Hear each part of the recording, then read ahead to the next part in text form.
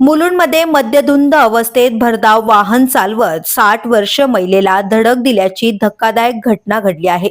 या प्रकरणी भारतीय राष्ट्रीय काँग्रेसचे प्रवक्ते राकेश शेट्टी यांच्या वाहन चालकाला मुलुंड पोलिसांनी अटक केली आहे।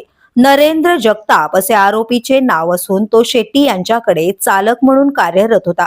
गुरुवारी सकाळी सुमारे 10 वाजेच्या सुमारास स्कॉर्पिओ गाडी घेऊन बाहेर पडताना गोशाळा रोडवर त्याने निष्काळजीपणे आणि भरधाव वेगात वाहन चालवत मीनाबाई भोईर वय 60 वर्ष यांना जोरदार धडक दिली।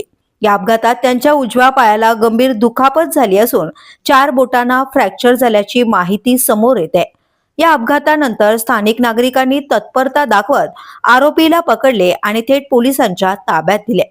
पोलिसांनी आरोपीचा रक्त नमुना तपासासाठी पाठवला असून स्थानिकांच्या म्हणण्यानुसार तो मद्यधुंद अवस्थेत वाहन चालवत होता। न्यायालयाने या प्रकरणी आरोपी नरेंद्र जगताप याला 2 दिवसांची पोलीस कोठडी सुनावली असून पोलिसांकडून पुढील तपास सुरू आहे। ब्युरो न्यूज, शहर मुंबई। व्हिडिओ आवडला असेल तर लाईक करा, शेअर करा आणि आमच्या चॅनलला सबस्क्राईब करा। बेल आयकॉन दाबायला विसरू नका।